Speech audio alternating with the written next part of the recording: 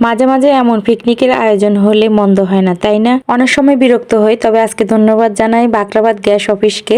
Gas না থাকার কারণে আমরা সুন্দর একটা মুহূর্ত কাটিয়েছি। আসসালামু আলাইকুম এভরিওয়ান, সবাই কেমন আছেন? আশা করি সবাই ভালো আছেন। যখনই শুনলাম যে মাঝদিতে আজকে গ্যাস থাকবে না, তখনই সবাই মিলে একটা প্ল্যান করে ফেলছি যে আমরা বিকেল বেলা একটা পিকনিকের আয়োজন করব। দুপুরবেলা সবাই যার যেমন বাসায় রান্না করে খেয়ে নিছে, আর বিকেল বেলা আমরা একটা লিস্ট করে নিছি সবাই মিলে কি কি আনা লাগবে। এরপরে লিস্টটা নিয়ে বাজারে যাব। সেই মুহূর্তে বাড়িওয়ালা আন্টি বলতেছে যে আঙ্কেলরা বললো যে যান বাজার করে নিয়ে আসেন, আর সাথে সাথে আঙ্কেল বাজার করে নিয়ে আসছে। যেহেতু রাতের বেলা আর শীতকাল হঠাৎ করে আয়োজন, সেজন্য বেশি কিছু আমরা করি নাই। মুরগি দিয়ে বিরিয়ানি পাক করা হবে, পায়েস রান্না করা হবে আর ডিম করা হয়েছে। কথা ছিল সবাই মিলে আয়োজনটা করব, কিন্তু আঙ্কেল নিজেই একা করে নিয়ে আসছে। বাজার আনার পরে সবাই মিলে কাজগুলো করতেছি। কেউ এখানে মুরগি কাটতেছে, কেউ পেঁয়াজ কাটতেছে, আর এখানে ডিম বসাই দিছি। ডিমটা সিদ্ধ হচ্ছে, আর উপর দিয়ে একটু পানি গরম দিয়ে দিছি। বিরিয়ানির সাথে আলু ভাজাটা সবাই দেখি পছন্দ করে, সেজন্য কিছুটা আলু ভেজে নিছি আর বেরেস্তার করে নিছি। আর এখানে আমি মাংসটা বসাই দিছি, মাংসটা রান্না হচ্ছে। রান্না করতে করতে হঠাৎ করে মনে হয়েছে যে না, এক কাপ চা খাওয়া লাগবে। সেজন্য আমি বাসা থেকে সবকিছু নিয়ে ওখানে হাজির,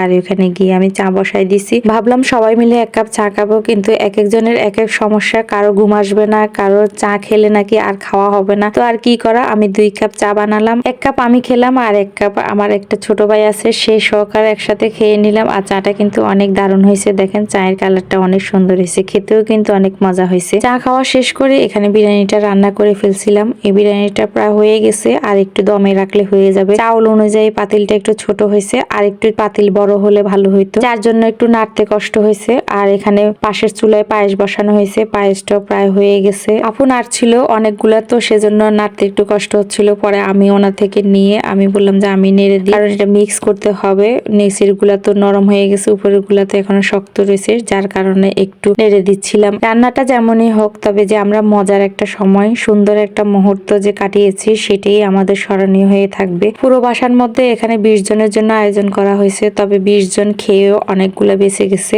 একে তো প্রচুর ঠান্ডা পড়তেছে, তার উপরে হচ্ছে রাত্রিবেলায়, সেজন্য আমরা চিন্তা করলাম যে আমাদের 5 তলার একটা ইউনিট খালি ছিল, সেই ইউনিটে আমরা রান্না বান্না করব। কেউ সিলিন্ডার নিয়ে আসছে, কেউ পাতিল নিয়ে আসছে, যার যেমন যেটা পারছে নিয়ে আসছি। নিয়ে এসে আমরা এখানে সবকিছু দিয়ে কাজ শুরু করছি। বিরিয়ানি রান্না করা কমপ্লিট, পায়েসটাও রান্না করা হয়ে গেছে, সালাদ করা হয়েছে, ডিমটাও রেডি করা হয়ে গেছে। সালাদের আইটেমে ছিল লেবু, শসা, গাজর, আর এখানে সবকিছু হয়ে গেছে। আমি এখন বিরিয়ানির উপর দিয়ে কিছু বেরেস্তা দিয়ে দিচ্ছি, আর কিছু ঘি দিয়ে দিয়েছিলাম যাতে একটু ফ্লেভারটা ভালো আসে। ছোটখাটো একটা পিকনিক হয়ে গেল, আর পিকনিকের আয়োজন কমপ্লিট। এখন হচ্ছে খাওয়ার পালা। সবাই সবার ঘর থেকে প্লেট নিয়ে আসছি এবং সবাই একসাথে বসে গেছি খেতে। এটাই হচ্ছে আনন্দ আসলে। তো আজকের ভিডিওটা কেমন হয়েছে অবশ্যই কমেন্টস করে জানাবেন। সবাই সবাই ভালো থাকবেন। আজকের মতো বিদায়, আল্লাহ হাফেজ।